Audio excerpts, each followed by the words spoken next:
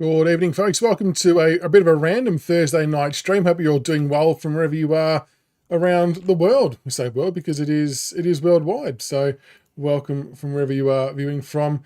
Like I said, a bit of a different one. Well, not really a different one tonight. It's just going to be a bit more draft stuff now. And Rookie Meave obviously released their draft guide, which is so cool. If you haven't had a chance to have a look at the draft guide yet, we're going to go through a bit of it tonight. It is truly a work of art, and it just breaks it down and makes it so much easier to understand what's happening. So we're going to take a look at some of the profiles of players that are in our wheelhouse, which will be good. I've got the draft simulator up so we can run some different simulations if anyone's got ideas or things they want to see. We've got a tier list to do at the end. It's a food-based one. It's not even Richmond-based.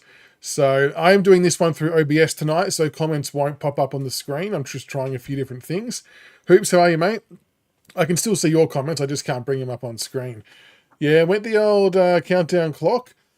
Look, annoyingly, I haven't gotten around to doing like a proper starting soon scene. So I actually did have a starting soon scene made for when I was doing gaming streams. It was a pretty cool one.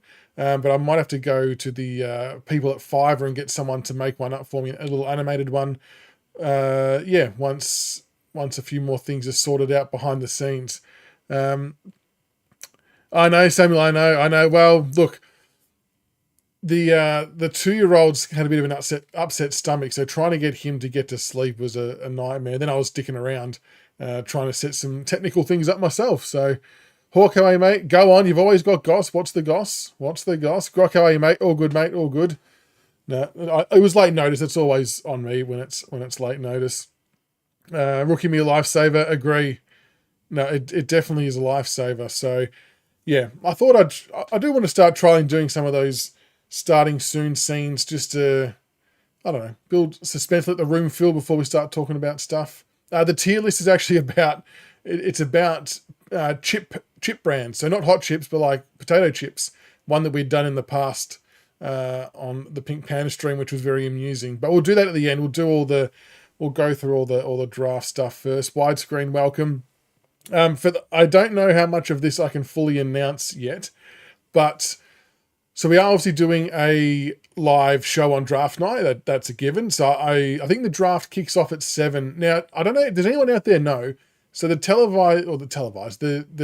telecast, should I say, starts at 7 o'clock. Is that when they're going to start reading out the first picks? What did they do last year? Did they stuff around and talk some shit first and they read them out at 7:30? I just can't remember. Does anyone know? Otherwise, we're probably going to start it on around 6:30ish on draft night if they start reading things out at 7. But we'll have to work that out. Who are we taking, Hawk? Who are we taking? Yeah, the word puzzles. Well, if I get a new starting screen done, I can probably introduce that again. I reckon that's still a thing you can add on, Grok. So I'll have to have a look. Seb hopes we draft Will and Roby. I'm with you, Seb. I'm with you. Turtle chips. There's only the chocolate type though. The chocolate one is good. Okay, so this draft starts about 7:30. So maybe I'll start the stream at about 6:45. And hopefully we'll have a few of the boys on. So hopefully Grok, EJ, and CB might be on for that. If not all of them, hopefully some of them. So we'll have to see what happens in that space. Hawk, you can't drop that and then say you can't say. I would struggle to believe anybody, and this isn't a shot at you, this is just in general with how tight-lipped Richmond are, I would struggle to believe anybody who says they know for certainty who we're drafting, because we are that tight-lipped. Even the people that I know who are in the recruiting industry near the club, not in the club, don't even know for sure. It's crazy. Grok's there, draft night, very good. So what we're going to be doing on the draft night show, I believe this will be happening. I believe we will be able to do a grand reveal announcement of who the sponsor is that's jumping onto the show for next year on the Monday night show. And we are in the midst of working out, they do want to sponsor the draft show. And there could be some pretty good giveaways, a pretty nice major prize to give away. So the competition's going to be simple. Keep your eye out on the socials over the coming days/weeks. I'm making up a Google form. And basically, to enter, You've just got to guess who our first pick is and who our second pick is. Include your email address so I can email you the prize, and your name or alias as well. You don't have to put your real name. You can put your alias, just something I can use to potentially put into a spin wheel if there's multiple winners. So whoever correctly guesses our first two picks by player name, not by draft pick position, because who knows what's going to happen there, will win a pretty kick-ass prize. So once I get confirmation of that, I will announce all of that in due course. But yeah, keep an eye on that space. So it should be a bumper show on draft night with a pretty cool prize to give away, which would be awesome. What have we got? I'm seeing the media rounds too. Yeah, well... So Grill, Taylor, Roby are definitely doing the rounds in terms of a lot of people linking them to us. But then I did see a couple of comments the other day saying that maybe we go down just the South Australia path. So, and that was like meaning Sharp and Cumming, which I wouldn't necessarily be against. But yeah, we'll have to see how it plays out. Campbell, no, I opted to make this as simple as possible. You don't even have to guess what pick number it is. You don't have to guess any of that. I just want which player will we draft first and which player will we draft second. Because otherwise, I'm like, no one knows what's happening. It's too complicated otherwise. So it's pretty straightforward. It's pretty straightforward. But I'll post all that out. For the competition, Phoenix, no bids. Just straight out, just name the two specific players that will draft. So I'll put the link out for the Google form over the coming days so you can fill it out, submit your answer, and then whoever's right, if there's more than one person who gets it right, we're going to do a wheel spin to pick the winner to win a pretty nice prize courtesy of the new sponsor, which we will announce very shortly. I haven't tried. What is Hooley's turtle chip? Salt and vinegar. Oh, cheese. Well, barbecue I might be into. We'll have to have a look at that. Hawk, I'm not sure if there'd be space to come on draft night, but I'm trying to think of a way to do it. Maybe, what about in the lead up to draft night? Maybe we do like a fan camp. So if you want to jump on for a chat then and talk about stuff, we can do something then. Yeah, no. Well, I don't care when you think the players are going to come, Campbell. That's why it's too hard to try and put on a form. Just who the first two players are. Because like you, I was going through so many different scenarios in my head trying to map out how it would work. I'm like, nah, I'm just having picked the two names. I don't care what position they are in. Well, a bug, but yeah, it is a bit crazy. Samuel, for what reason is the draft 5 weeks after the trade period? The wait's really dragging on. I reckon. I don't know the factual answer. My educated guess will be along the lines of once the season's finished, due to AFLPA rules, there needs to be a certain amount of time before players can be back at club and things like that. So I think it's more about aligning when the draftees will get to clubland to start training. And also probably the biggest factor is during this period right now, the Year 12 exams are on. So the priority for these kids is to obviously complete their exams and get their study done. And I would say that the VCE side of things would be the top of the list as the reason why they wait 5 weeks. And I reckon the secondary part would be because no one's really at the clubs. That's kind of like when people take time off anyway. So no one's there. But I would say 99% of it will be due to their schooling, which makes sense. Yeah, did see Gibbo Hawk. Did everybody else see Josh Gibkis's training video? The club tweeted it. I put it out as well on a few different socials. I don't know if it's just me or not, but he is looking slim, like a lot slimmer than what he was last year, which I think is a good thing because when he came back and started playing even VFL and towards the end AFL, it did feel like he was maybe a little bit heavier, and maybe that's why he wasn't as nimble and agile as what we were remembering him. And I don't know, it just feels like he's a bit lighter and running really well with Petrarca and whoever else he's training with. It was really good to see. A lot of agility work, ball skills, all kinds of stuff. It's been awesome. Grok could do that. Maybe do a fan cam on the Friday after the draft. Possibly, yeah. But we're definitely going to find a time to do a fan cam. And I reckon we try and do one, Grok, where one or two of you guys are on as well. So you can chat to the viewers too. I'm not doing Movember only because I look like a 12-year-old if I completely shave, but we've got a Movember team at work. So we're obviously supporting them with fundraising and stuff like that. But no, just rocking the beard all year round. Yeah, if Gibcus goes injury-free, it's going to be... Like, we talked about Josh Smiley feeling like a new recruit for next year. In a lot of ways, Gibcus will be a new recruit as well. I know maybe it sounds like I'm clutching at straws saying things like that, but the reality is that Gibcus only played one game last year at AFL level, which is fair enough on the road back from recovery, and Smiley didn't play any. So we get to see them in our lineup. I think it's exciting. It's really, really good. If he can play every game, Seb, I think he will have a fantastic season. Grok says the agility tests were the most promising. Agree. Confidence. That's right. It didn't look like he was second guessing. I know it's a very small clip, but didn't look like he was second guessing. It was just explosive in and out. Yeah, it looked good. It looked really good. So hopefully he can hit the ground running, because we need a big season from him. We need a big season from Miller and Bolter, because whether we like it or not, we're still not at the point of knocking on the door of finals or anything ridiculous like that. So the ball's still going to spend a bit of time in our back line, unfortunately. Like, teams are still going to get a hold of us at times. I think that's just something we have to come to terms with for 2026 and probably even 2027, just while these young kids grow into their body and get some experience. And so having the defenders firing on all cylinders is very, very important. Now, it's good hockey doing Movember. Anyone who can do Movember, all the power to them. It's such a good cause. Maybe we'll do some type of fundraiser show at some point. But definitely support Movember where possible. Exactly right, Jed. Need him to be intercept defender. And I guess with Tyler Young going as well, it gives Gibcus a bit more responsibility and need to step up. Trainer's available, yeah.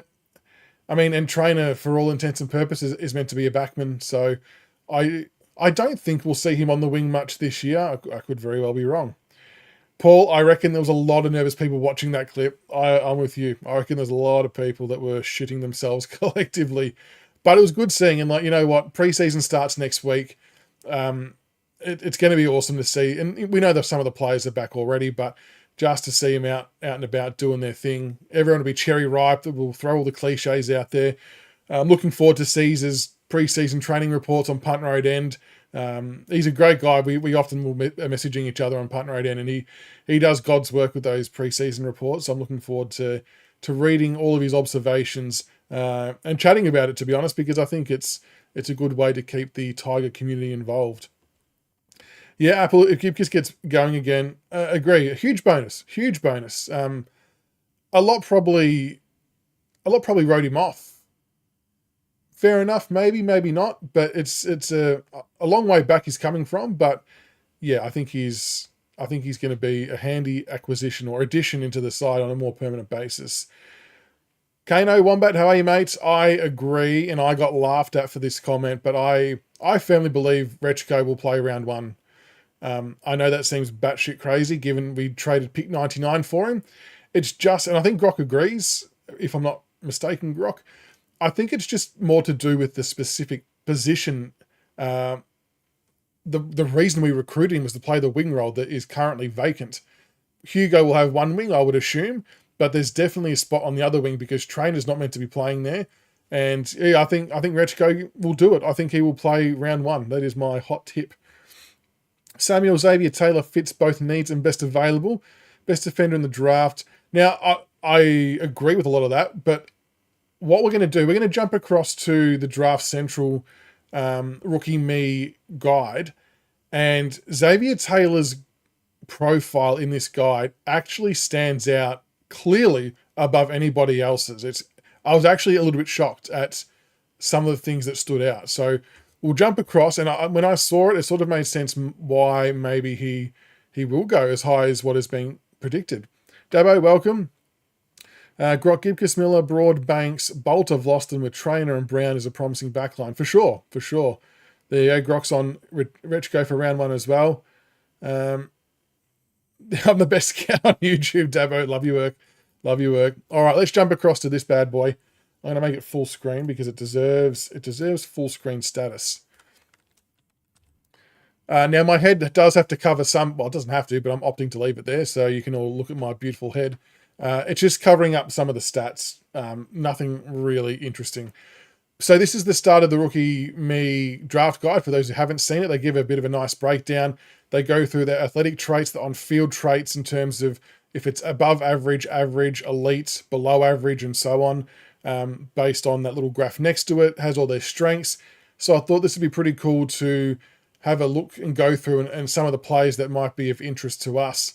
I don't know if Bo Adensoul is going to be one that we bid on. I don't think we'll bid on him in our range, put it that way.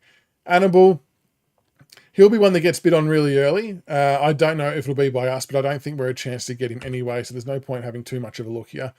Harley Barker, first one. So this first lot is some top 30 prospects to keep an eye on, is what they've labelled it as. Harley Barker, for me, is one that I would love to get. The only problem is I don't think we have the pick to do it. I don't think he's going to get to pick 30, even though it says draft projection at the top there, 25 to 35. If he gets to 33 and we're on the board, I know that we've been linked to kick it, but you would have to seriously consider Harley Barker above anybody else if he makes it to 33 to 35. I just can't see it happening though, but we'll see what happens there. Strengths, kicking, outside run, overhead marking, speed, versatility, work rate. I mean, as Richmond supporters, a lot of you in the House of Richmond supporters, they tick all of our boxes in a big, big way. You know, only moments ago we were talking about the wing position with Rechko taking up one wing, Ralph Smith on the other wing. Now, we won't see, well, whoever drafts Harley Barker won't see him for the first part of the year because of the ACL, but we have time on our side. Like, we don't need him to play this year, as lovely as it would be. If he plays in 2027 and beyond, that's okay too. So Harley Barker would be my number one target at that pick 31, 33, whatever it is, if he slides that far. Yeah, I thought I did as well, Grok, but I must have done it on an old email. But that's right, I re-registered because, yeah, they do some great stuff on that website. So, yeah, Harley Barker, first one that we want. Sam Cumming, another one who is right in our wheelhouse. This is a guy who I do think, well, I'm pretty confident he's up on our board at a very high level. I think he'll be on a lot of boards at a very high level. I don't see him getting past Melbourne. I don't think West Coast will take him. I think there's a very good chance Richmond or Essendon will.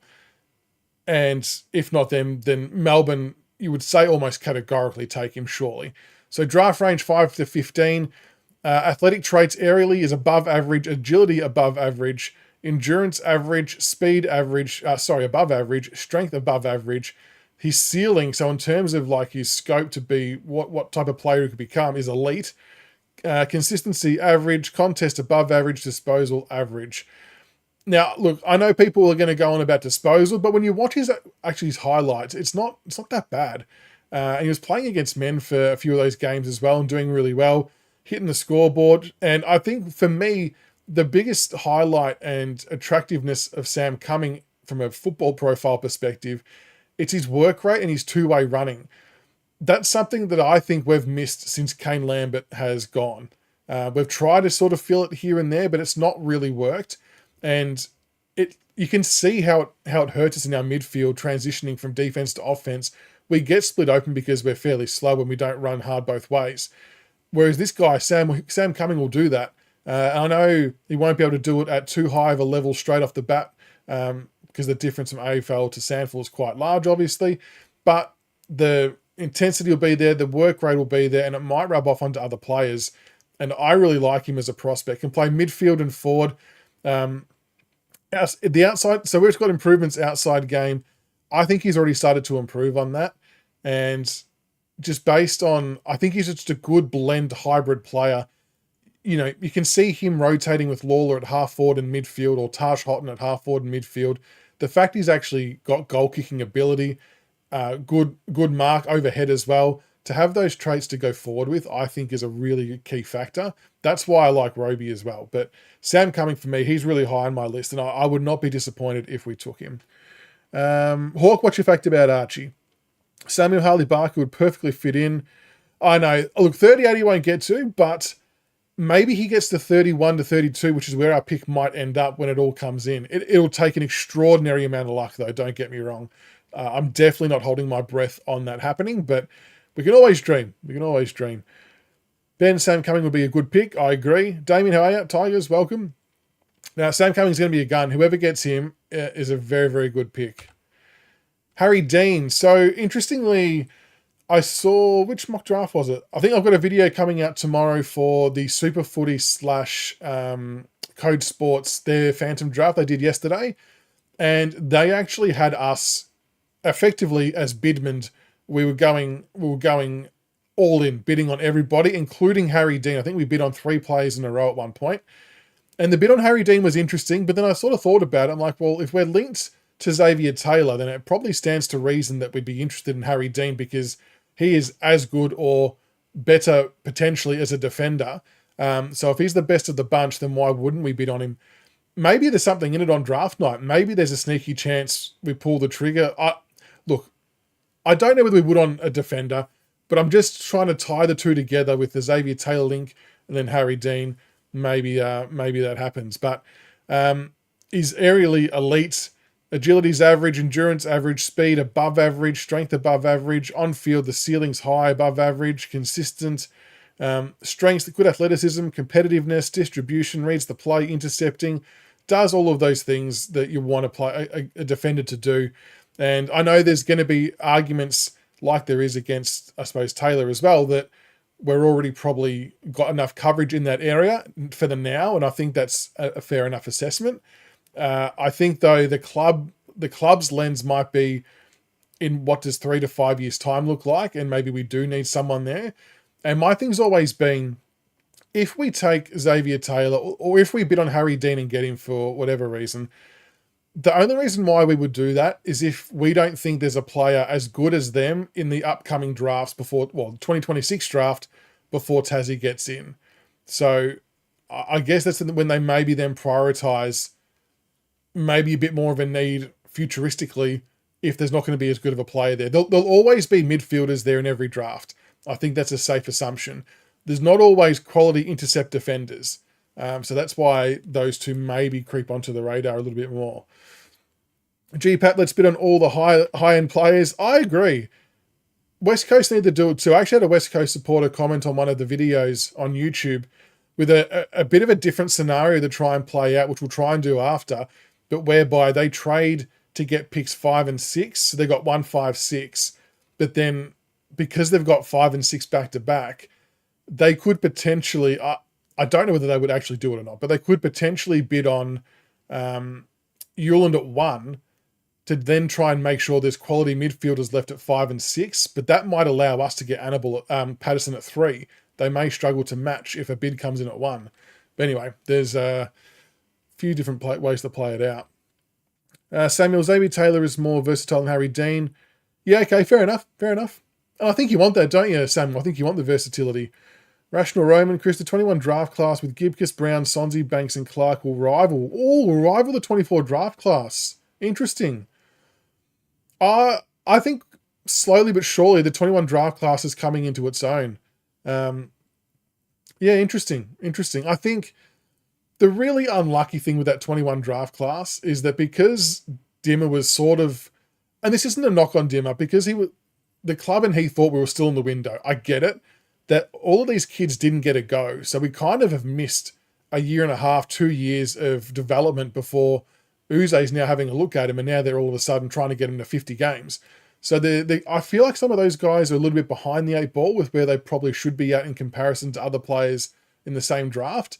And you can see that Banks started to come on really well. You can see Brown started to come on well, but Brown needs the ball more. I think we all can agree with that. And if Gibcus can come back and have an impact, then we're laughing. Yeah, GPAP, yeah, Brody has said it's his last year, and that's why maybe they are future-proofing for that. And then obviously Vlosten retires at some point as well. Ben, West Coast should bid at 1 and 2 on Uwland and Patterson. It would, but selfishly, I want to be the ones to bid on Patterson in case they can't match it, because then we get him. And I just don't know. teams tend to not bid on someone at 1 because there's a few more other perks and attachments that come with the number 1 player. And I think if you bid, that goes out the window, if I'm not mistaken.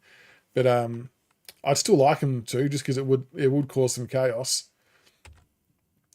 Locky Doveston next on the page.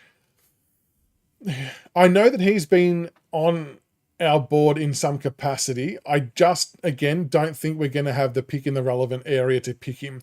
If we were to, it was probably before the Gold Coast did all their trading with Petrarca and shit like that. If we were to have split a pick with them, or maybe if we acquire Carlton's pick 9 or 11 or whatever they've got, I don't know why we would get that. I'm just throwing it out there randomly. Maybe someone like Locky Doveston comes into play. Small forwards are always hard to lock away in drafts. You don't want to go too high, but you don't want to not get the best small forward of the bunch. So elite agility broke the record, has good goal sense, speed, work rate. He's actually got a good penetrating kick too for someone of his size. So I'm keen to see someone's going to get a good pick up with him. I just don't think he will be at any of our relevant picks, unfortunately. Cooper Duff-Tytler, the man of the hour. My goodness. So here's one that could be there at one of our picks, where we're still trying to, I think, as a collective supporter base of West Coast, Richmond and Essendon, we're all still trying to decipher where he's going to go. I've seen him as low as 6 or 7. I've seen him as high as 2. And people, like supporters from each of those teams, will have different varied arguments as to why he fits them and why he doesn't fit them. And that's not a knock on Cooper Duff-Tytler as a person or a player, because I think we can all universally agree he's going to be a wonderful player. He's got wonderful traits in a lot of different areas. I think people are purely speaking from, does he fit into their current side and the way that they are positioned, as to the reasoning on why they may or may not be interested. And that has divided a lot of supporters from a lot of different clubs, which has been honestly quite fun to watch. But if we look at his athletic profile, aerial is above average, agility, elite, and the testing numbers back that up. Endurance above average, speed above average, strength average. I mean, you got to expect that for a guy of that height. That's going to develop and that'll come. On field, ceiling is elite. So he could be anything. The unicorn, as they keep throwing out there. Consistency average, contested average, disposal average. Strengths, athleticism, cleanliness, follow-up work, mobility, upside, versatility, improvements, physicality, and ruckcraft. So I guess ruckcraft is the big one there, isn't it? Because that's going to be his main role in the future. I guess in the shorter term, he probably will play a bit more forward for whichever club drafts him. Yeah. I mean, I talked to a few different West Coast people, and even they're divided on some who think they're going to get him, some who think they're not going to get him. He's really difficult to place. I don't know. Will we, in chat, will we pass on Cooper Duff-Tytler if he's available at our pick?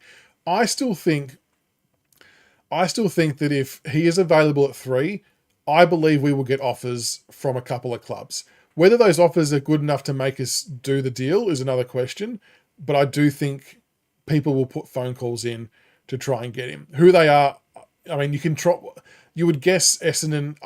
And I've said this before, I actually really do think that Melbourne would be his best suited club. And I say that because they've got the best ruckman of the modern decade in Max Gawn there. Imagine Duff-Tytler being able to learn off Max Gawn for a few years and then play a bit of forward as well. And he would actually stand out really well in that forward line too. I actually think they're a perfect fit. But yeah, where he places, who knows? Apps, yeah, I mean, look, Brody could have a change of heart. There's definitely nothing to say that can't happen, for sure. Grock Doveston's a pass, especially with Daffy. True, Daffy next year, an interesting kick it.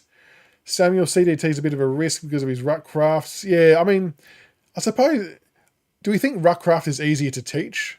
I don't know. I've never been tall enough to be a ruck. I have to worry about it. Willem Duursma won't be there at our pick, but, well, look, I say that, but like I said before, around this time last year, Lawler wasn't ranked number 1 either. So I guess plenty of things can change. It would, I think, be a bit of a minor miracle for Duursma to not be at West Coast. But if he did slip to our pick, I would assume we would snap him up straight away. Lewis Emmett. Lewis Emmett's a really interesting one. He he was shooting the lights out in his bottom age year, and then he's had a bit of a shit one this year, and that's why he slipped down the order and gone to that 15 to 30 range. But he was one that a few people floated could be something to look at our pick 38, just to have another ruckman in the wings who can play forward. But I think there's been a few more developments with Kickett recently that means we probably won't go down this path. But yeah, it'll be interesting to see where Lewis Emmett does fall here, just because he's had a bit of a poorer top end year. Now, how tall am I? I'm close to like 180, maybe 180, 179. Maybe if I wear shoes, I'm a bit taller. Mortal Wombat, Sharp, Cumming, Kickett, and Callaway. You'd be happy with that? Yep, I would be happy with that too. Jacob Farrow up next. Now, interestingly, I don't know if everyone saw the list that I shared from AFL about the invitees to the draft night. Jacob Farrow is one of them, so a list of 12 have been invited. I'm definitely not 6 foot then, I'm under that. Maybe I'm giving myself too much credit. So Jacob Farrow is, in that list, which is interesting. And I have said for a while that I've always felt he could go a little bit higher than what mock drafts have him. I think people are sleeping on Farrow a little bit because he's from WA and just go the easy link to West Coast or Fremantle. But he's got so much to offer, and he actually doesn't really make too much sense for West Coast. Given he's played a lot of his footy at half-back and a good distributor off the half-back line, the Eagles have got quite a few options in that space already. So, I mean, unless they shuffle some players forward and then he slots in, that can, of course, happen. But he's actually someone that I could see taking over from a Jaden Short, playing that half-back role and then graduating into the midfield further down the track. Again, I don't know whether we're going to have him available at one of our picks. Like, we'd need to have a third pick. And that's why I did that video the other day of that trade with Essendon proposal, because you could get someone like Jacob Farrow potentially, and I reckon he'd be a great get. Athletic, aerially above average, agility above average, endurance average, speed above average, strength average, ceiling above average, on-field disposal above average is a good kick. Strengths, agility, intercept marking, kicking, power, rebounding, size. Like, they're probably the main things we're needing in players right now. Improvements, defensive craft, and endurance. And, you know, we've even seen someone as mature as Jaden Short pick up and work on the defensive craft side of his game and come out better the other side. But I agree, Samuel. I think he's a dark horse as well. He has a lot of traits that are AFL quality. He's going to be a very good player. Would we take him at 3 or 4? Look, probably not. I don't think I'd be mad if we did, low-key. I don't think I'd be mad. I think he could be as much in the conversation with a Sam Cumming, a Grill, and a Xavier Taylor. I don't think he's out of place in those conversations. I just think he's been sold short because he's from WA and everyone just thinks he's going to go to a Perth side. But I really like him. I really like Jacob Farrow. Keep an eye on him for sure. Oliver Greaves. Probably not going to be one that gets to a pick that we're at. I don't know whether he would fit our side either, just quietly, just with the players that we've got. I just feel like you look at the athletic profile side of things, endurance and speed below average. We already deal with a lot of that in our side already. Does find the contested ball extraordinarily well, which we actually do need. So I don't think he'll get to us. He might actually be an okay replacement for... Maybe the D's might consider him with losing Petrarca and Oliver. It's interesting because he might go higher now based on a few players leaving their existing clubs. So we'll have to wait and see. Farrow to the Hawks, you're hearing Grok. It's too similar to Smiley. Yeah, I think so. Sam Grill, well and truly on our radar is Grill. Draft projection 5 to 12. Look at the ceiling and the speed, though. Like, at elite. Speed, elite. Ceiling, elite. Aerial, average. I mean, he's not... That's okay. Agility, above average. Endurance, above average. Strength, average. Again, for his player type and size, that's fine. Consistency, average. Contested, average. Disposal, average. You'd like disposal to be above average, but I guess you can't win everything, can you? Looking at the strengths, competitiveness, dare, evasiveness, line breaking, running power, speed. Now, I mean, you read all of those things, and as Richmond supporters, that's tick, tick, tick, tick, tick, tick. I guess the question still remains, is he the type of player you take at pick 3 or 4? And this is where the argument for me is, a lot of people will say best available. You should always take when you've got picks 3 and 4.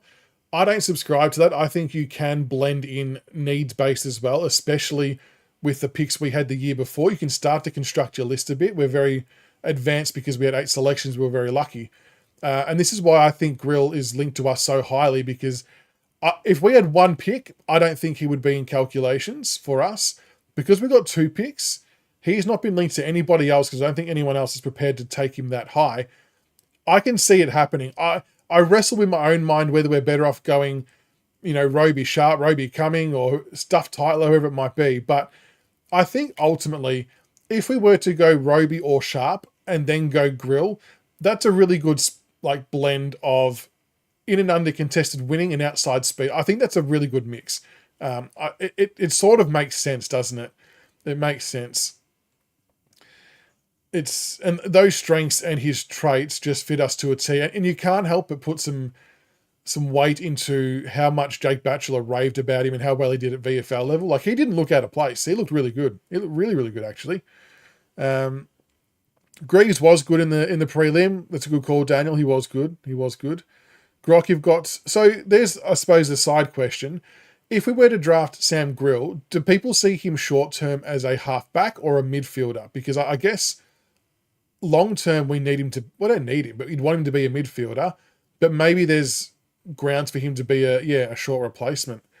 Daniel likes Grill's defensive game. I think by default we should love players who compete hard and crack in contest after contest. That should be a non-negotiable for any player you pick, and that's a great trait. So that's a good call. Cal Toomey has constantly linked Farrow to the Ds. Okay, and he reiterated they need a player who can play midfield. Interesting. I mean, if the Ds get him, that's a great get for Farrow and the Ds for sure. Rational Grill, yeah, okay, I can see that. Can be paired up with Hotton. My only thing there would be Hotton's going to play more half forward in midfield, whereas I don't think Grill's played much forward, and I don't think Hotton's played much back. But they might cross over paths on the wing or in the midfield at some stage. Okay, best available every draft pick is the way to end up like North. Very good call, Daniel. Very good call. Higo, take Grill. Oh, he's got the same birthday as you. There we go. Very good. Has a high ceiling is why taking a pick 3 or 4 not a bad idea. I agree. And look, the smarter people at Richmond are going to know better than all of us for sure. And it's about projecting what they're going to be like as well. It's not so much... I often wonder if people get caught up with how they're going to play in 2026. It's not really about that. It's about how they're going to play in 2027, 28, 29, well, maybe not even 27. Let's say 28, 29, 30. That's kind of when you're like, what does the team look like with that player type with the right development? And I can see why Grill would be a super attractive prospect based on that. Yeah, how's that? I think we would love to have gotten Farrow as well, just quietly. Captain Koch, Richmond have decided not to draft Grill despite having they would. They've narrowed their selections down to 3 players, CDT, Roby and Taylor. How have you heard that, Captain? That's interesting. The club are very tight-lipped, so to get that type of information would be incredible. Short-term halfback for Grill. Yeah, exactly right, Grok. So our draft last year means we can do whatever we want with our pick, even if it may be a slight reach. Grill fits 2 glaring needs on our list, speed and rebound drive. Agree. I think, and this is a good one too, Grok, that's not many coaches sat in on Grill's interview. I'm not sure if coaches do that for a lot of players, but Uze did sit in on Grill's interview. So there you go, for whatever that is worth. Noah Hibben-Targraves next on the list. He's another player that unfortunately won't be at any of our picks. But if we had a split pick, he would be one that you'd love to roll the dice with. He's always been the one that I've thought you could pair with Taj Hotton. High elite ceiling, aerially above average, speed above average, disposal above average. He's got class, decision-making, finishing, overhead marking, scoreboard impact, and versatility. He did have a bit of an inconsistent year, which has hurt his draft stocks, I reckon. But he is a proven match winner and stepping up in big moments. And I worry that he will go to an established club like Hawthorn, like Geelong, someone like that, and just be a cream on top player. Think of how good Sam Davidson looked for the Bulldogs this year. I can see him and Hargraves doing something similar, but maybe to a higher level for a Geelong or a Hawthorn, and that annoys me. GPAP, take best available, and Grill isn't pick or four. I respect your view. I can't agree though. I just think that because of Marley, because of what we did last year in the draft, it completely changes the dynamic. Best available, I think, is fair and reasonable when you're only taking one player or two players a year. You've got to keep doing that. But when you've taken 8 kids in a year and picked the eyes out of the draft in multiple positions, you can then now, in my opinion, become a bit more flexible, and you can pick something that's a bit more need-based, but still a good player. And he's not that far from that next pack. So it's not a super reach.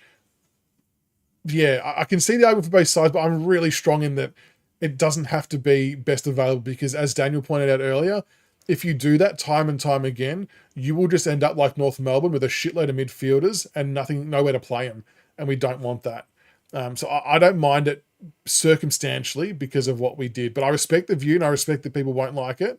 I just think there's more to it than just always best available. That's all. Would be awesome off half. We're talking about Grill here. Awesome off half back with his run. If Farrow goes to the D's, Hawks will take Hibbins Hargraves. That would hurt. That would hurt. Like I said, I can see him tearing shit up there. Will be tearing shit up. Jack Ison, not really relevant to us at all. Max King, not relevant. He'll be a Sydney player, you would think. Josh Lindsay, I don't think he's going to be relevant to our picks. He's obviously been a bit of a slider, was sort of touted at the higher end of the top part of the draft, but is now kind of in that 10 to 15 range, I suppose. Strengths, class, decision-making, efficiency, footy IQ, kicking vision, improvements, contested game, and defensive work rate. And I know it's only 2 improvements, but they were the things that really knocked him down the draft order, because it sort of felt like as the year got on that teams were able to shut down his effectiveness by applying a bit more pressure. And obviously that's going to be elevated at AFL level. So I think teams have been a little bit scared of that. Ludwick's probably not relevant to us. Frederick says, hearing that Jacob Farrow may or well be picked up by West Coast. I don't really know if they need him, to be honest. They've got a lot of players who play that halfback role. Interesting. I mean, I think they're well stocked there, but Lindsay to the Bulldogs and add Gilby as his surname. That's a fair call. Why don't other clubs rate Grill as high? I mean, I suppose the short answer to that Tiger team is we don't know that. We only know what we outwardly hear from the likes of Cal Toomey and other mock draft experts, but the reality is we don't actually know. Like on draft night, maybe he goes as high as he might go at pick 6 or 7. And I guess other clubs may already have that speedy type that they don't need, that their needs might be something slightly different to ours. They might want that contested bull, whereas we've got Lawler, we've got Smiley, so we've got that grunt and that engine room, so now we need the polish. Other teams may already have the polish in the outside and now need the grunt. So teams just have different needs and wants, but maybe he is rated higher by other clubs and we just don't know it. And that's just the thing, we just don't know. Mitchell Marsh won't be at our picks, I wouldn't have thought, but he's going to be a cracking player. I can see him being a wingman. I reckon he'll be a wingman. Zac McCarthy won't be at our picks. Cameron Nairn might be at our picks for the pick in the 30s, potentially. Could do some wing work. Strengths, kicking, leading patterns, overhead marking, running capacity, scoreboard impact and versatility, and improvements, consistency and ground ball. Aerially is elite. Endurance is good. Speed's good. I do think there'll be a better wing option maybe there than what Cameron would be, but he's going to be, he'll be a handy player for whoever gets him. I just think there's a few others with maybe a higher ceiling at that particular pick. Dylan Patterson. Oof. Dylan Patterson. Strengths, dare, hurt factor, line breaking, power, speed, tenacity. Sign me up. Sign me up. Looking at his athletic profile, agility, elite, speed, elite, ceiling, elite, strength above average, endurance average, aerial average, consistency, contested and disposal average. I mean, I'll be pretty pissed off if we don't bid on him, to be honest. I think it's an absolute no-brainer to bid on this kid. And if West Coast, for some reason, bid on Uwland at 1, it will make things very, very interesting from a points perspective, because they can only go into deficit by about 630 or 660 odd points. And of course, they can live trade on the night to make up the difference with different picks and get that done. But then they'll miss out on someone else down the line, like a Jai Murray, who is a very, very good player as well. So they may have some decisions to make, and you'd love to be able to grab a Dylan Patterson. I just don't think they won't let him go. I can't see the Gold Coast not matching a bid, but shit, it'd be nice if they got stitched up somehow. Just need West Coast to do their thing. Javan Phillipou, I don't think will be there around our pick. He's going to be, I think he'll be an exciting player to watch, to be honest. So there was a link today that Ross Lyon specifically went and had to have a meeting with him at the Combine. So read into that what you will. But I don't think he will be at our picks. Sullivan Roby. The bolter. Strength, elite. Ceiling, elite. He's a strong kid. Aerial, above average. Agility, average. Endurance, average. Speed, above average. And it's good to read that, because people have often questioned that. But when you watch it, people might have questioned it based on his 20 meter result time, but it's not always a true reflection. Like, your in-game speed can sometimes be different to your 20 meter sprint speed. There's a few different factors at play there. On-field, ceiling elite, consistency average, contest above average, disposal average. Strength, clean hands, mobility, physicality, power, scoreboard impact, size, improvements, decision-making, and exposure. What I like about why I think he's a great prospect is he's a genuine weapon up forward. Can take a really strong grab. And after like his interview with us, sort of him talking about how much work he's put into his goal kicking as well. So it's not something he's just going forward for fun, if you know what I mean. Like, he's actually put in the work to be a good forward as well when he's not playing in the midfield. But I just think he's got really good footy IQ as well. He seems to read the play well, which you can notice more watching him live. You can see where he's running to and getting into position for his defenders to kick it out to him into space and things like that. I suppose the question mark is, do West Coast take him? I can see why they would. I mean, if you get Duursma, Roby, and Harley Reid, that's a pretty good going. So you won't complain with that. But they still might bite the bullet on Duff-Tytler or Sharp. If Roby's there at 3, I'd be shocked if we didn't take him. Maybe it's me just trying to convince myself. I just can't see a world where we let him slide if he's available.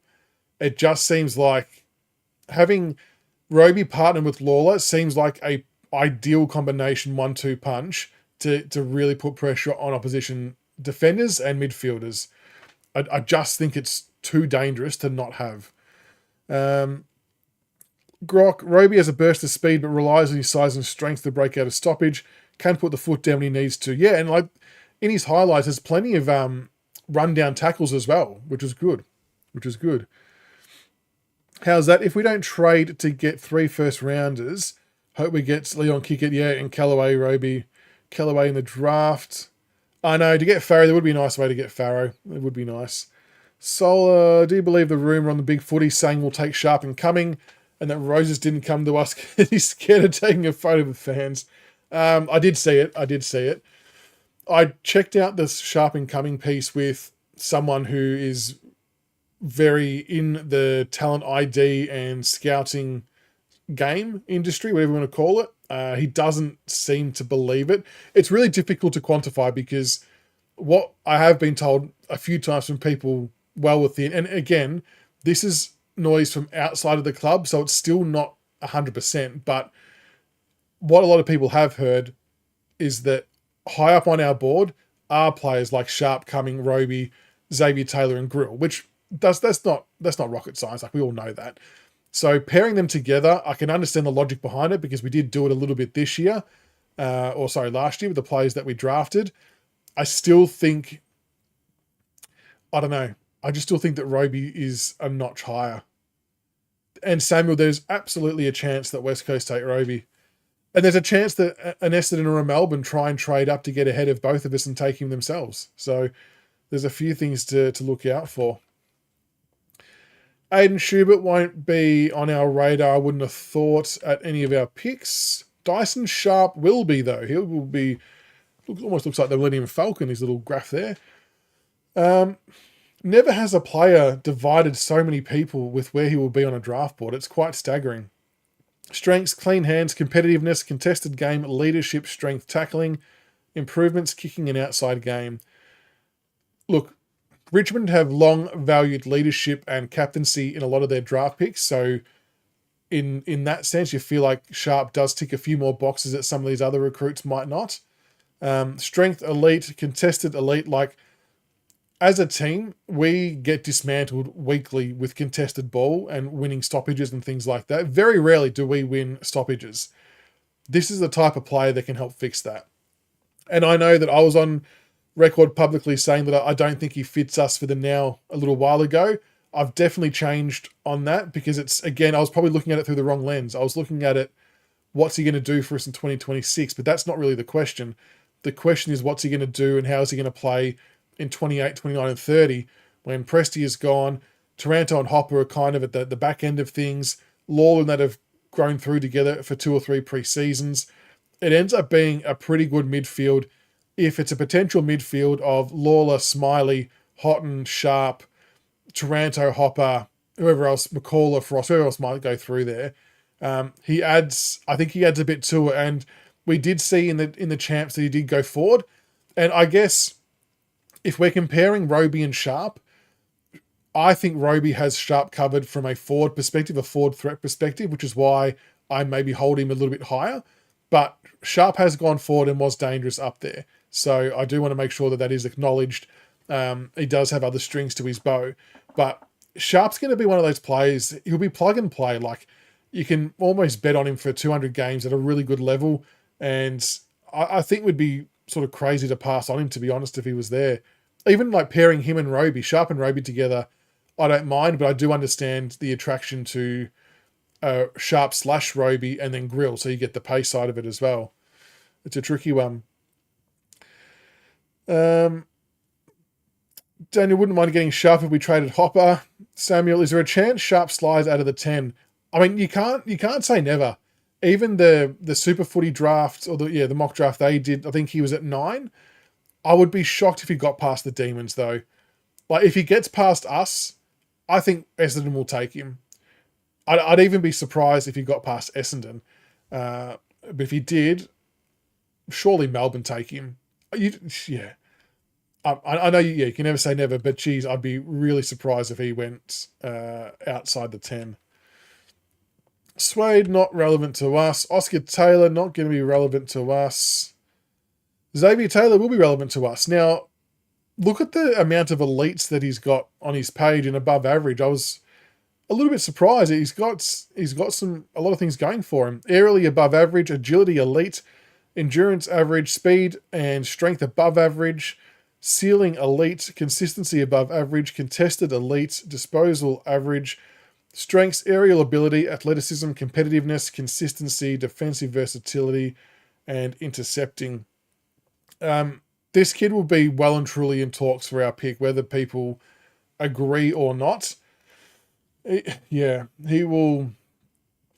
It's a future-proof pick. Again, it's not so much about what he would do for us in 2026, but what he would do for us when Broad's gone, when Vlosten's gone. I mean, Miller's will be getting older as well, I suppose, too. I think this pick will divide a lot of people if we take him.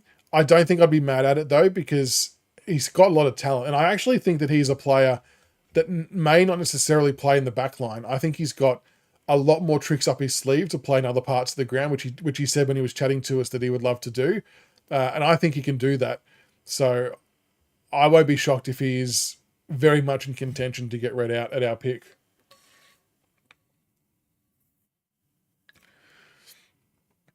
Well, Rational Roman, that is a good point. We did lose clearances and stoppages, but we won 3 flags. I guess the difference is we were so much better at the disposal post-stoppage. We were much more disciplined, much more well set up.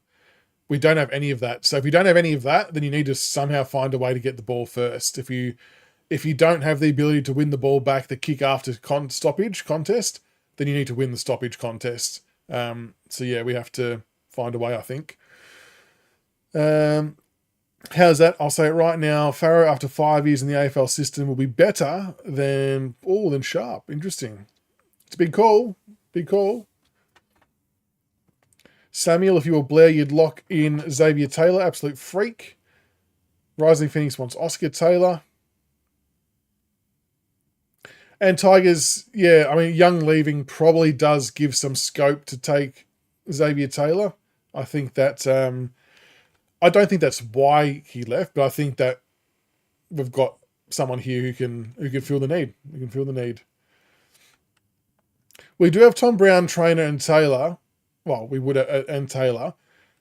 I wouldn't be against Tom Brown being redeployed up the field more. I think we can utilise his longer kick in a different part of the ground. I think we need to see him get the ball a bit more. I would say that Xavier Taylor would, and off limited. I suppose, viewing time, I would say that Xavier Taylor would end up being a better intercept marker than Tom Brown, would be my gut feel.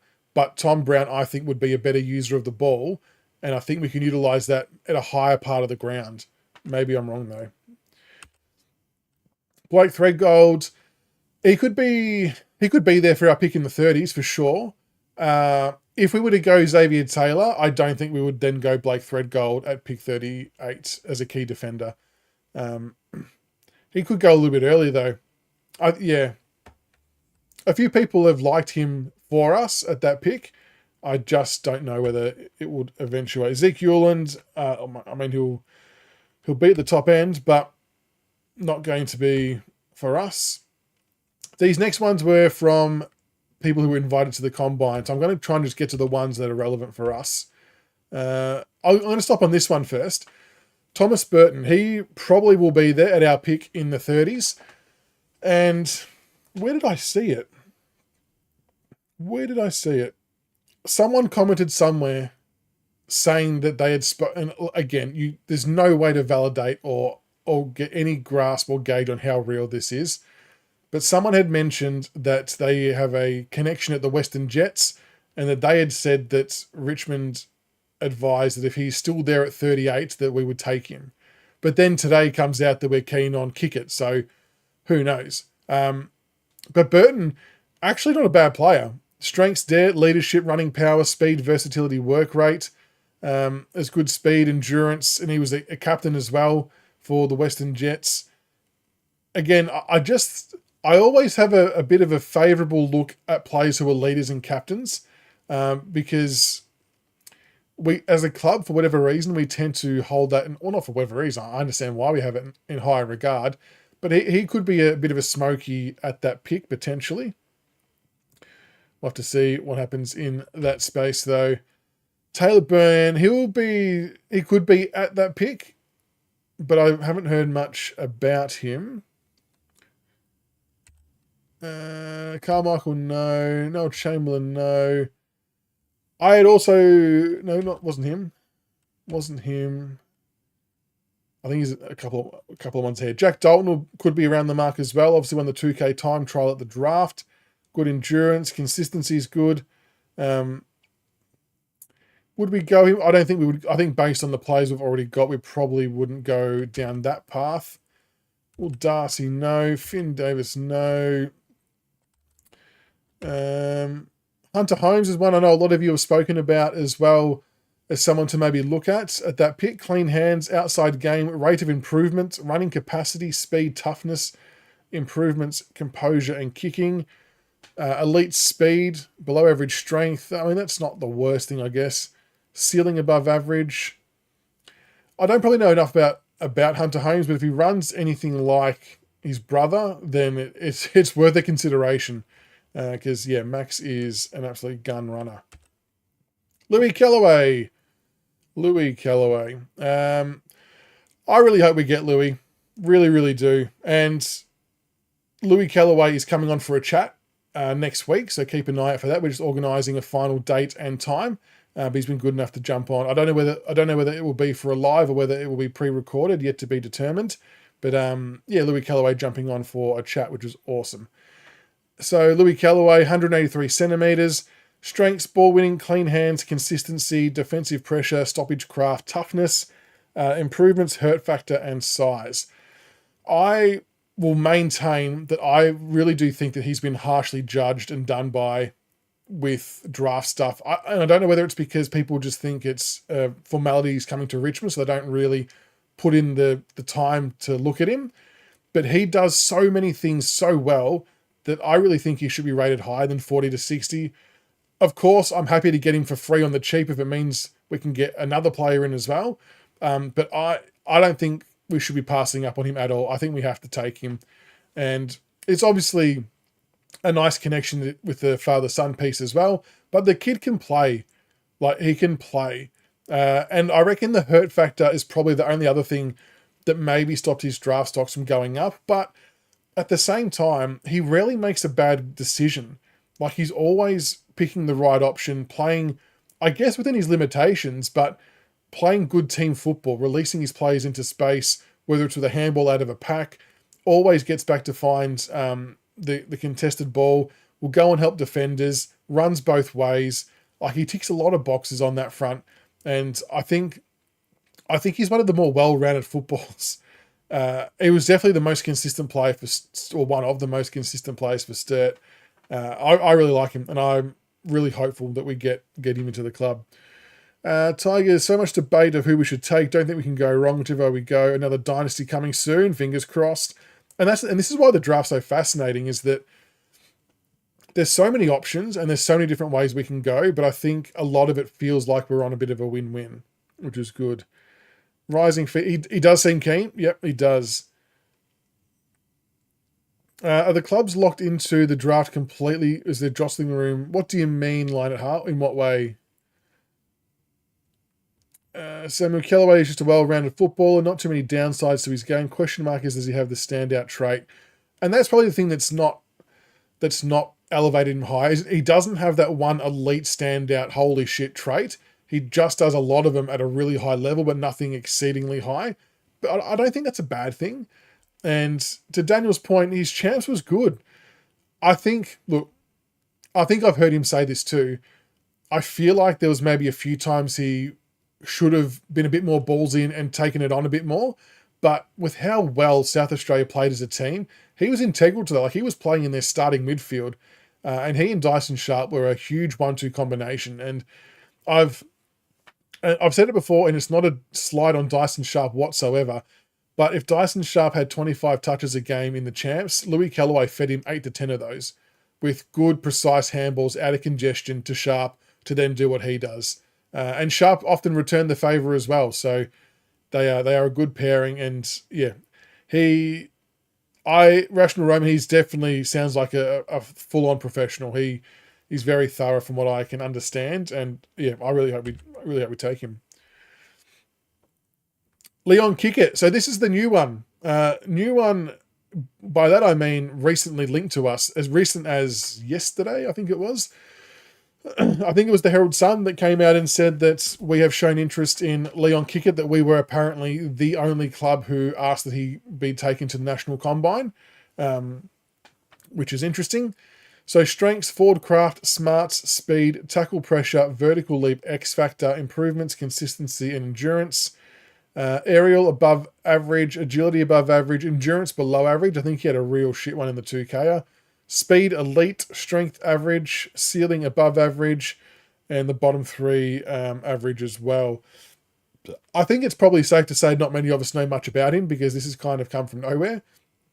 So I'm just going to read parts of what you see on screen here. Kickett is a speedy customer and showcased his pace with a 2.95 second 20-metre sprint at the combine. He uses that trait to leave his opposition in the wake and present up the ground, gaining separation before losing his opponents back to goal, which is good. Perhaps the most pleasing aspect of Kickett's speed is that he doesn't lose, or he doesn't compromise skill. Okay, that's good. That's good. Okay, interesting. So, talking to Grok about this today, Grok's comparison and someone else's comparison that I was talking to, Tim, was Shea Bolton. And I don't know if it's the whole of Shea Bolton, if it's parts of Shea Bolton, then Kickett does his own thing as well. But there seems to be now all of a sudden a really strong link with our pick 38 and Leon Kickett. So I guess it's a watch this space. And I'm not at all suggesting that he solves the speed issue. But if we do draft a Roby and a Sharp, then, someone like Kickett adds a bit of speed as well. And I guess you'd want him to play a bit higher up the ground. I mean, he's only 173 centimetres. He is older, so he is actually a top age player, and birthday tomorrow, as people have pointed out. Kickett 173 centimetres, but he is a top age player, so he's a fraction older than the actual draftees. Phoenix reminds you of Shea Bolton as well. Interesting. Does anybody else have that same vibe or reaction to Kickett, or are there any other comparisons you've thought of? Yeah, Hawk, yep, saw that there. Date of birth, birthday tomorrow, which is very good. So, yeah, there's a bit of a watch this space for him. I don't think there was anyone else in here. Harry Kyle was a name that got mentioned to me that we may have interest at the 38 as well. Again, I don't know much about Harry Kyle, but it was just someone it was said to me, so I'll just throw it out there in the world. So you all heard it as well, so no one thinks I'm bullshitting if I say that I heard it. Strength, athleticism, clean hands, size, transition running, upside, versatility, a lot of above averages. Defensive mid, ranked 10th in the agility test. Yeah, pick 38. There's going to be some players there that could be looked at. Matt Leray, another one that we should look at our pick 38. Endurance below average, but some of those things that say average, I take into consideration that this year was his first full pre-season of football. So he's a dual sporter as well. He was very good at cricket. He was the captain of the under-19s, I think, for South Australia. So again, possesses those leadership qualities that our club likes. Dual-footed, good work rate. Repeat efforts will be happening non-stop with him. And again, if he was there at that pick 38, he'd be someone that I'd like to have a look at as a winger if Harley Barker wasn't there. So I think Harley would be my first preference. Was there anyone else? I've had a few people mention Hugo to me. I'm not sure if there's any meaning behind it, or if they just really liked what Hugo was about. Jai Murray, he's probably the other one that I'm really keen on. And this is where I think the Gold Coast may struggle to match bids if they don't shuffle things around and if bids come early enough. Strengths, ball use, class, decision-making, poise, size, versatility. I really like this kid. He's above average with agility and endurance. Ceiling is above average. He did miss pretty much 3/4 of the year with a foot injury. They just sort of put him on ice to be safe. There was nothing sort of sinister in it, I don't believe. But he also started to work as a bit of an inside midfielder, kind of like Noah Anderson. He would be my preference at that pick 30, 38, whatever it is, if he's there. Followed by Barker, followed by, I don't know who else, Leray, Kickett. You can sort of rattle a few off. But I think this kid's going to be a good player. What did I see there? If we get Kickett, Rioli would have to go. No, I don't think so. I don't think he would. Big upside for Leray. Uze, I can't believe I just said that. Uze is backed in Banks to be our number one halfback flank next year. So he should. There is zero reason for that not to be the case. Banks has, I think, more than proved that he should be our number one halfback. He played a really good role there. Tajmo, not for us. Riley Onley is another one who will be there at that pick. Very high ceiling, good speed. So Riley Onley didn't test at the combine because he was injured, but he did do combine testing in the pre-season. And as it says there, he would have been ranked, I think, second for 3 of the categories if he had done that combine testing at the national combine. Strengths, athleticism, clean hands, power, size, speed, upside, improvements, competitiveness, and endurance. He was touted sort of in the top 10 or 15 at the start of the year and then dropped off quite a bit. I guess there was some hurt factor maybe missing from his game and some consistency issues. My only thing with this one would be if we draft Roby, Sharp, probably just those two in particular, then we probably don't roll the dice on Oley. If we draft anything else outside of those two, you could maybe consider Oley as an option, but I don't think that's... I think there'll be other names ahead of him for us in what we need at that particular pick. Fire away, Hawk. Fire away. Blake Benny is another one that a lot of people talk about that could be a good pick at that spot as well. And from what I keep reading and hearing, it feels like that 40 to 60 feels really high for him. Class, clean hands, kicking power, leadership, sidestep, speed. I mean, that ticks a lot of boxes for us as well. I remember, I think it was Tommy Wolf who did his mock draft with us the other week, was very big on him. Tommy Wolf's coming back on as well next week, I think, so keep an eye out for that. Above average agility, speed. What position is he though? Midfield, so he could play wing as well.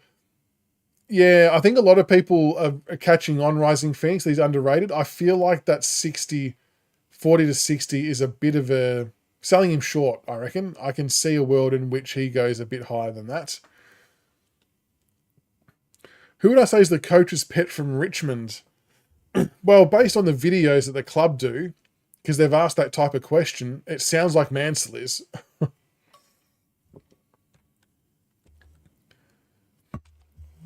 I don't think... Fred Rodriguez, he could be thereabouts. I don't know. I feel like there's other options, though, that are probably going to be more appealing. Sam Swadling finds the ball a shitload, but yeah, the impact and ball use is a little bit questionable. But I think he averaged like 40 touches at one stage. Avery Thomas was an interesting one. He tested really, really well. Like, you look at his athletic profile, aerial elite, agility elite, speed elite. Yeah, he was one that the name kept popping up in all his combine testing. Strengths, aerial ability, defensive effort, intercepting, power, speed, strength. I don't know whether we'd go down the path. But just being a defender, I guess, is maybe the only thing that sort of makes it a bit more difficult. But yeah, there's some seriously good players out there. And I think that might have been, yeah, about it for our one. So there you go. That is the Rookie Me profiles from their draft guide. Definitely encourage everybody to have a look at the draft guide if you get half a chance. It's very, very good. Yeah, the way they put it all together, it's impressive. It's impressive. All right, what time is it? 9:55. I don't know, did we go straight into the tier lists? Or has anyone got any scenarios they wanted to run through the simulator? I'll bring this so you can see what it looks like. I know, Anthony, sorry. The fall from grace from Rodriguez has been crazy. Yeah, it's a big fall, isn't it? I mean, someone's going to get themselves a good player in the 30s. It's sometimes hard to put a finger on why it would be the case. It's quite strange. Were there any possible scenarios people wanted to see played out? So the one that the West Coast supporter had mentioned to me was they were to get picks 5 and 6 for pick 2. So I don't know what... Like, they didn't give an exact trade of what that might be. So let's say it's 5 and 6 for pick 2. I don't know if points-wise there needs to be something else. I mean, it doesn't really matter in this example, I think. I just want the draft order to be changed. So then we've got West Coast at 1, Essendon at 2, Richmond, West Coast. So if Zeke Uwland was bid on at the start, costing them 2,700 points. So they've got 3,700 points available. So they can match the bid there. So then West Coast on the clock, they would then go Willem Duursma. Essendon on the clock, if we assume it's Duff-Tytler, it doesn't really matter. Then if we were to then bid on Dylan Patterson, so the bid would cost 1,766 points, and they've got 973 points available. So they can obviously go into deficit as well. Let me get my calculator out, but it's not by a lot. I've got currency conversion turned on. Very good. So 1,766 minus, they got 973. So they would need to find 793 points, and that is over what they're allowed to go into deficit because they don't have a future first. They've only got 2 future seconds and 2 future thirds. So they would need to make some other trades on the night to be able to match that bid if, for whatever reason, West Coast went for Uwland first, which I don't think will happen because there's other shit that's tied to the number 1 pick as well. Like the bonuses and things like that. I just can't see where it happens, but it would be extraordinarily funny if it did, because the West Coast supporters' rationale for this was if they do that and we do this, then there's still going to be 2 really good midfielders left at 6 and 7 for them. So it's their way of, I suppose, forcing some other midfield talent into a back-to-back selection for them. So that's why they would be maybe looking to do that. Widescreen Gold Coast can go into deficit, but only by 660 odd points. That's the max they can go into deficit by. So in this example, they wouldn't be able to match this as it stands right now because they would be in deficit by over 700 points, unless they then did some live trading and bought some other picks in this year to then wipe out some of that. So that's where it's interesting with how early the bids come as to, what can happen in that space. But it would be interesting. But other than that, I guess I think this, so we say Duursma at 1. Like, who does everyone in chat think that West Coast will take it to? Let's not worry about bids for the sake of playing out a few scenarios. But how certain would we be that they're going to take Duff-Tytler or Sharp or Roby? What's the general feel? Like, a lot of the ones that I've done have been with Duff-Tytler, but it's,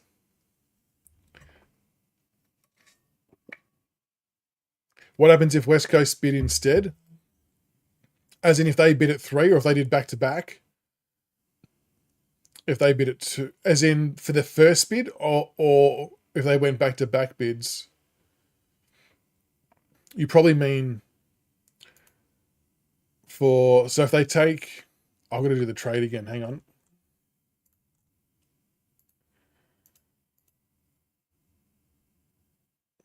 Do you mean just in the current order as it sits now though, Grok? We'll do it like that first. So if they take Duursma, then they take Zeke Uwland, match the bid, then West Coast take Duff-Tytler, whoever. Then Richmond take Patterson. So they've got, what's the deficit there? 1,766, 773. So the only thing I'll say is, I don't know if this is taking the picks correctly. I think it's taking them in reverse order. So I do think the deficit's a lot closer than what it's projecting. So I think it's taking from like pick 50 first rather than pick 15, which makes a big difference with what's left over. I think they are very, very close. As it sits now with this example, they would still be short in the deficit perspective, but I don't know how it looks when the picks come from the actual numerical order. I'd have to get that reprogrammed to see what that looks like. It's tight though. Even when sort of manually working it out, it's very tight. It's very tight. I think Eagles will bid on all of, they might bid on them all. CDT told West Coast Eagles doesn't want to play for them. Look, I don't think things like that happen anymore. I mean, that's draft tampering. So I don't actually think he could do that, even if he believed it. So if Eagles take CDT, it's still, for me, it's still always Roby at 3 and then I mean, it's what do you do it for? Do you go Sam Cumming? Do you go Grill? And these aren't in any particular order, by the way. It's just as per a list that was put out for a top 50 player. So, like, it's not bad. You get a nice little blend there. Anyway, there's plenty of scenarios that can be played out. But all right, let's see if this one works. Which screen did I put it in? It was that one. Very good. Oh no.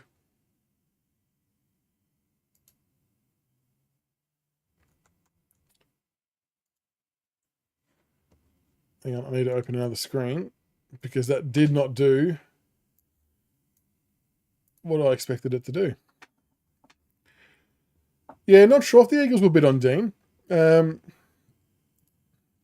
It's interesting, like the mock draft, like I said, that Super Footy and that are put out had us bidding on Dean as well. So where that bid comes will play a big role in what Carlton do too, which will be interesting. All right, let's finish off with a quick tier list. This is chip flavors. It's not sport-based or anything like that, but this was just a fun one that we've done while streaming a few times. I thought it'd be a good one to do. We're doing a chip list. We are doing a chip list. Yeah, Farrow and Grill. Farrow getting the invite was interesting, Slick. I agree. But I don't mind it. He's a good player. Very good player, Jacob Farrow. All right, first chip we're going to rate. The Atomic Tomato Sandboy. Atomic Tomato Sandboy. So God tier is S, then A, B, C, D, self-explanatory. Where does the Atomic Sandboy chip fit on your list of chips? I was never a big fan of these. I would probably have them in a C personally. They just didn't... I don't know. They lasted a while though, didn't they? Hawk D, Grok B, Daniel D. All D's winning so far. Never heard of him. D, B, D, a lot of D's. Well, D's winning out massively here. JM, we will bid on Patterson and Sons will pass. What makes you say that, J-Mac? Paul D. Well, D looks like the winner for Sandboy Atomic. Yeah, J-Mac, why do you think they'll pass on him? That would be extraordinary. If we get Patterson, mate, I'll be doing cartwheels. Well, a few late C's coming in for the Sandboy. All right, next up, we'll go Salt and Vinegar. Sandboy Salt and Vinegar. Where does everyone rate that? Salt and Vinegar, I haven't got them on here in particular, but the kettle ones are a bit interesting as well. If it was me personally, I would probably have Salt and Vinegar in as a B or a C, but I feel like they could divide people. Ash has gone an S for the Salt and Vinegar Sandboy. Rising Phoenix S. Quinton A. Grok S. Holy shit. Paul S. I mean, that's relatively close to unanimous. TLS. That's almost enough for me. Daniel B. Wow, the S's have reigned supreme in on the Salt and Vinegar Sandboy. What's the appeal, folks? Wow. B, A's. That's actually really surprising that came through so strong. Fair enough. What about the classic Lays? The old Jack Lays.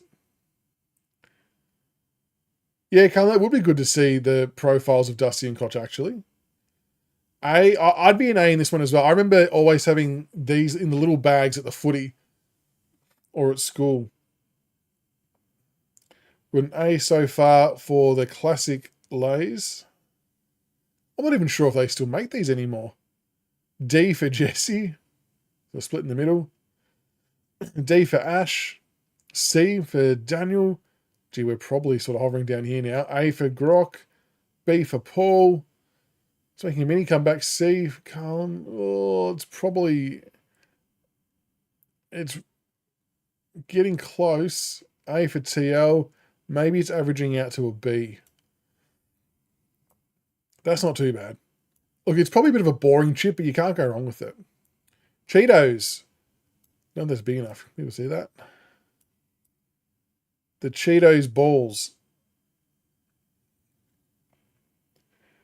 always, you're getting all the seasoning and shit on your fingers. It's the best. Cheetos balls. Lay's barbecue's the best. I don't even remember having those. Solid B average for the Cheetos balls. Ash an A. Jesse S with an exclamation. Grok B. Or I think we probably average it up to an A. Or Paul with a C maybe brings it somewhere halfway down. Somewhere between S and A, Phoenix. It's like we need half categories, don't we? Somewhere between S and A. That's right, licking the fingertips after. That's exactly right. That is the appeal to the cheese balls. They do stick in your teeth, Grok. That's a good point too. Oh, yes. I reckon there was enough A's to get it fitting in there, I reckon. What about French fries? These were always in school canteens, the French fries. Always found, though, that these packets were relatively empty. Not sure. Like, they tasted okay. The concept was good. I just wasn't fully sold on the execution of it, of the French fries. Oh, Daniel S. This has to be an S, surely. Phoenix B. TL the D. They're just a broken chip. Paul B. That's a couple of S's. Probably average it as an A at the moment, with the B's involved as well. D, another B from Daniel. Is there salt and vinegar fresh fries? Is that a thing? J-Mac, Sons had a chat to him, told him to be realistic. His comments confirm this. I mean, that would be an unbelievable turn of events if we got Dylan Patterson. I mean, for those who watched draft night last year, the reaction would be that of what happened during the trade, I reckon. Not an S because you get the rogue one. Oh, yeah, that's a good shout that stabs the roof of your mouth. All right. There's a few S's in there. The C's, it probably averages out to be a B, but very close to an A. J-Mac, I'll be over the moon, mate, if that happens. That would be elite. Tasty Tubes. These took a while to come out down here, I reckon. I've right-clicked. I wasn't meant to. I'm just not sure on the taste of the Tasty Tubes. I kind of feel like I want them to be cheesels when having them. What the hell's a jumpy?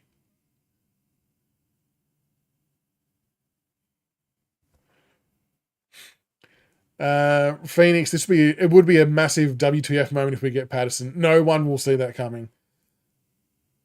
Why would they pass on him though? Like, who could they possibly want outside of Patterson? Yeah, I think they've only got to make one trade with Essendon and they can get it done. SC, see your poor man's Cheezel. SC, Cheezel's more better. I think so. I think C seems to be the overwhelming average.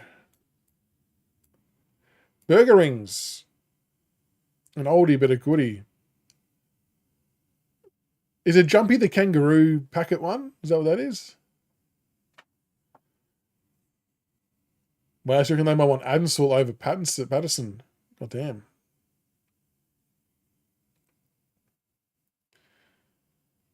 The imposters are a C. Any love for the burger rings? A for Grok, S for TL, A or S, S for Lee, S for Daniel. I think that's found its place at the top. There's a lot of A's, a lot of S's for the burger rings. You know they're still good when they're still around. Like they've stood the test of time. S for Adam, S for Adam Cooney, very good. With the proposal with the burger ring. Oh, Paul, no love with the D. Phoenix with an A. Sea salt kettle chips. I reckon these are an A or an S. The OG sea salt kettle chips, pretty good. Pretty good. Don't mind them at all. Okay, so jumpies are the kangaroo ones. All right. I reckon there must be a knockoff version of them now because I think the boys have them in their lunchbox. See, they're over salted. TL, Jesse with an A. So we're probably sitting in a B currently on average. Kettle chips, sea salt. I do know what you mean. They can be overdone. That is a fair point. Kettle chips are an S. Lee B. Ash B. Seb S. Carlin. Oh, a great beer chip. Yeah, okay. So a couple of Bs are in there, a couple of S's. It's probably averaging as an A at the moment. We'll leave him there. Cheezels. Still kicking. They've stood the test of time. Surely they've got to be on par almost with burger rings, I would have thought. The better version of Tasty Tubes. I reckon it's Kettle over Red Rock Deli, I reckon, Grok. Jesse, Kettle over Red Rock Deli, come at me. Daniel A. Cheeses are the best, says Eric. Grok S. Phoenix S. Daniel B. TL S. Lee S. A lot of love for the Cheezels. We've actually got some in a glass jar in our cupboard at the moment. Young fella loves it. Daniel D. A. S if you're 6 years old. Cheezler and S. Smith's. This is the cheese and is it cheddar and cheese? Fuck, I can't even read it. It's that small. Hang on. Cheese and onion. Jesus Christ, I shrunk it that small. I couldn't even read it. Smith's cheese and onion.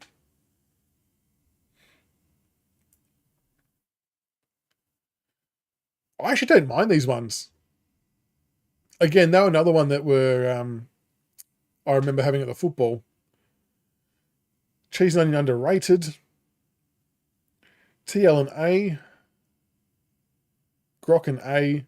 I reckon Red Rock probably do have a bigger flavour range Grok than Kettle. I'm the same Grok. I hate old. Yeah, we've had food together before. Take onion off everything. It's shit, but I do like those chips. Another superb beer chip. Fair call. Solid A. Underrated. Love him as a kid. Lee with a C. Ash with the C. I think there was quite a few A's to outweigh the C's.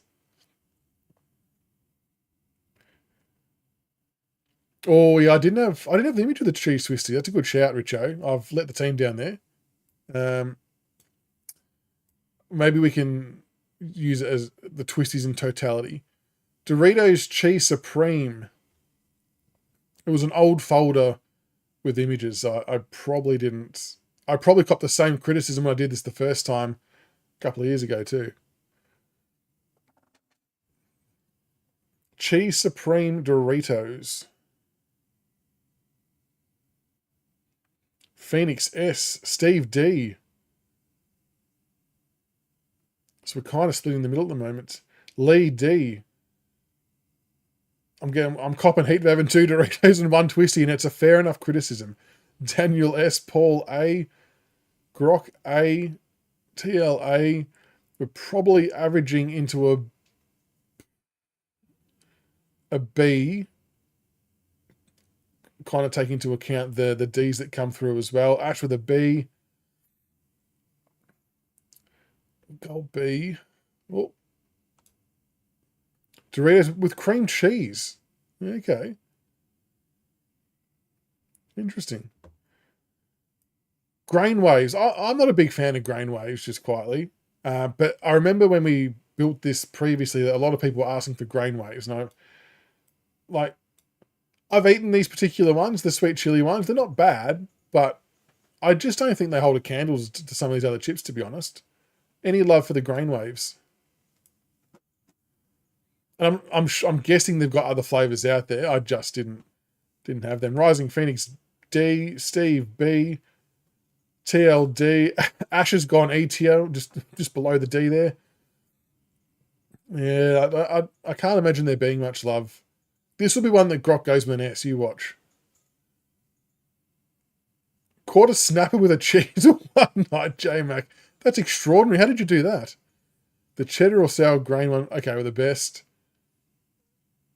Like it in cardboard D. Grok C. I think D's one out there. Maybe if I picked a better flavour, it might have stood a chance, but Doritos nacho cheese. Carl's gone the E for the grain wave as well. Does the nacho cheese Dorito outdo the Supreme or the normal Dorito? I truthfully can never tell the difference between the two. I just don't pay close enough attention. No one can resist the cheese, not even a snapper. We're at a B, kicking this one off with TL a B. Steve's gone a C. Ash a D, so we're probably averaging a C now. Grok an A, we might be averaging back up to a B.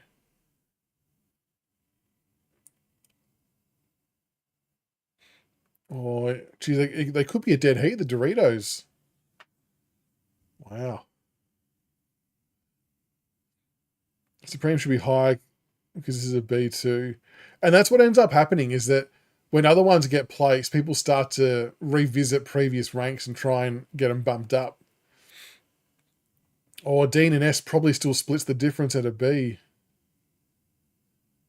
I think B's where it's at. There you go. On the same page. Original Pringles.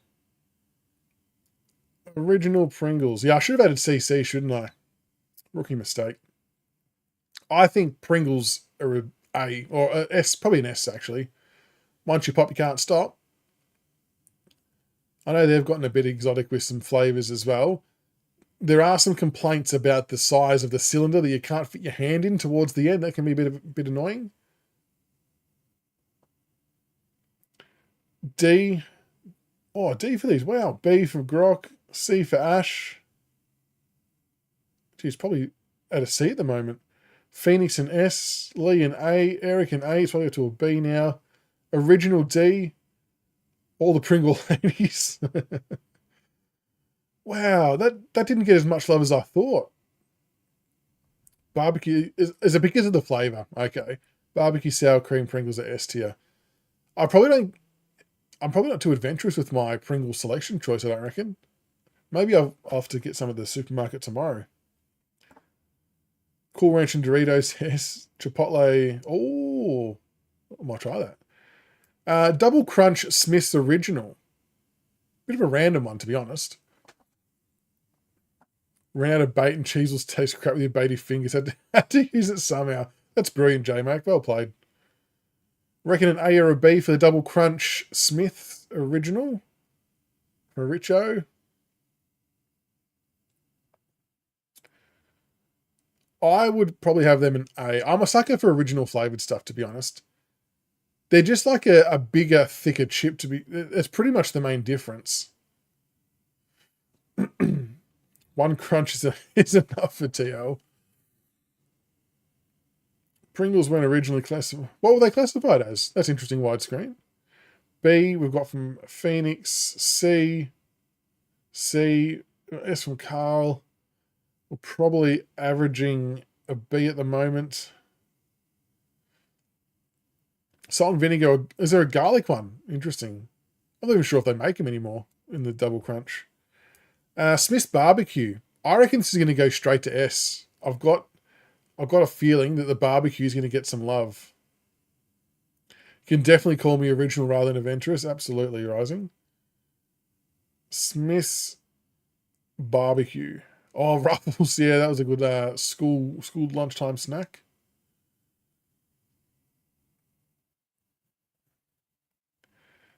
D for these ones. B for barbecue, makes you thirsty. Grok's got an S. TLA.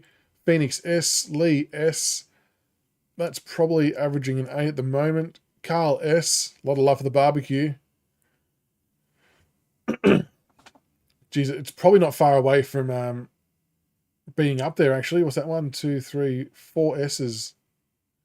It could do it. Not as good as the Sandboy or Lay's. Yeah, fair enough. Oh, shit. Another button I didn't want to click on. Kettle Chipotle and Manuka Honey. Chips were my favourite chip, but they stopped making them. Because you're the only person buying them. I've never seen that flavour. Second last one, Thins Original.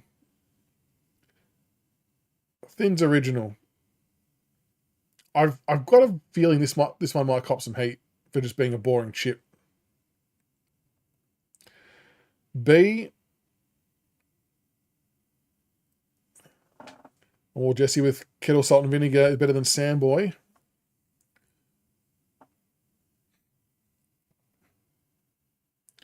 So we've got a B, D, A, B. So we're probably in the C category. D for Carl. Still probably has it there. The rest of the plain flavours. Yeah, true.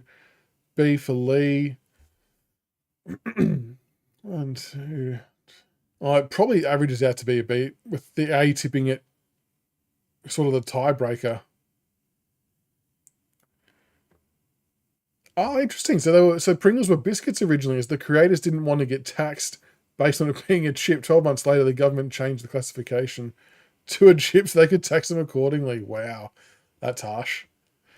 Chicken Twisties, the final one. And yes, I did leave out cheese twisties, not on purpose, by complete mistake.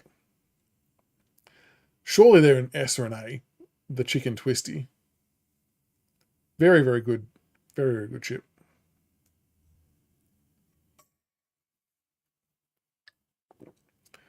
If Michael's were a chip flavour, definite S tier, for sure. For sure. Lachlan called you Lachlan. Grok, A. Eric, A. Not as good as cheese flavour. Oh, that's, no, I think that's fair call.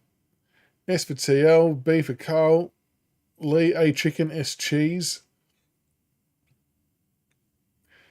Did they, I'm sure I saw it recently. They've made a mixed bag, haven't they, of cheese and chicken. Is that right? Rich OC's chicken twisties are Shizen, zigzag twisties. Oh, there we go. Yeah, the cheese and the chicken. Yeah. I think they fit into A. Oh, there we go. That is the tier list complete for the chip flavours. Sandboy Salt and Vinegar, Burger Rings, Cheezels, and the Barbecue Smiths take out the S tier. Well done to those chip flavours. Cheezels and Burger Rings are still going. Are the Smiths Barbecue still going? I don't think Sandboy is. But they have stood the test of time. Good bit of fun, something a little bit different. I know it's largely obviously a football or Richmond sporting channel, but good to do just little fun things like that every now and then. Just something to break it up a little bit and do things a little bit different. Just a bit of fun.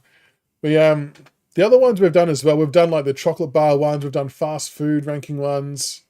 What else did we do? I can't remember what else we did, but we can do other ones like that down the track. Barbecue Shapes is an S.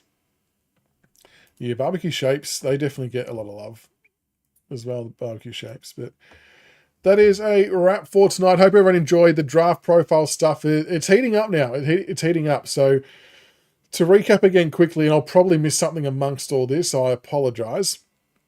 So there'll be an interview coming up with Louis Callaway, who'll be jumping on for a chat next week. I don't know whether it will be pre-recorded or on a live. I'll let you know once I know, but Louis Callaway jumping on, which is awesome.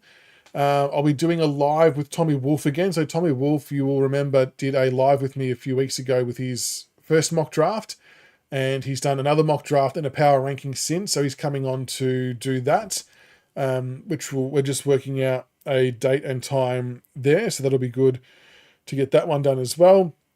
We've got Jonty Ralphsmith coming on from Craft of the Draft, who I'm sure a lot of you have seen their work over the past few months as well. They just released their most recent mock draft. So Jonty's coming on possibly early next week to go through his or their mock draft.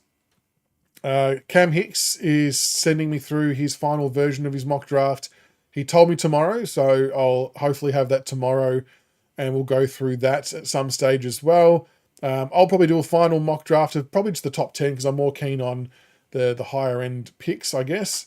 So there's plenty of draft stuff happening. We're obviously going to have the live draft show on Wednesday night. We'll probably try and kick things off at like 6:45 roughly. And as I said, we will be announcing who the sponsor is for the show next year on Monday night on the draft night, because they are also sponsoring that draft night show, and they've been kind enough to donate. It's a pretty good prize. I won't say it just yet in case there's troubles getting it for whatever reason, but it's going to be a voucher to assist you with consuming football, to put it that way, which would be pretty cool. So very, very kind of them. And to be in the running to win that voucher, I will be sending out a link or posting a link in the coming days of a Google form. And all you simply have to do is fill it out with name who you think the first player is that we'll draft and who the second player is that we're going to draft. I don't care about the pick number, the position, nothing. I just want the player names. You got to put your email address on the form and your name or alias. It doesn't have to be a real name, just in case there's a tie. If there's a tie, which there probably will be because we're picking from 2 players, that we're going to put anyone who guessed correctly onto a spin wheel and then spin the wheel for the winner. So make sure you fill in all the mandatory required fields. Keep an eye out for that.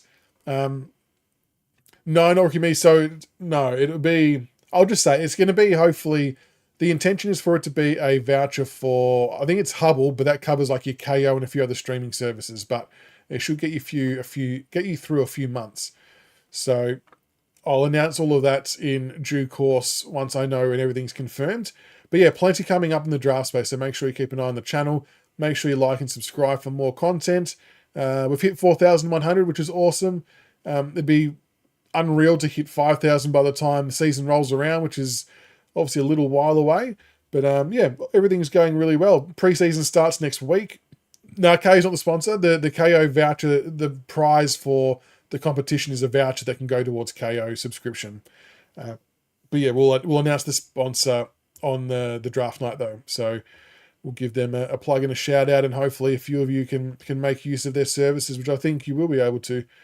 But have a wonderful night, everybody. Thank you so much for playing along with the tier list. Thank you for all your discussion on the draftees. It's all getting down to the crunch time. I appreciate all the varied thoughts and views. It's good fun. Yeah, and next live, what day is the day? Thursday. There may be another live on the weekend. Worst case, it'll be Monday, but there'll be other videos in between. So get around those. And until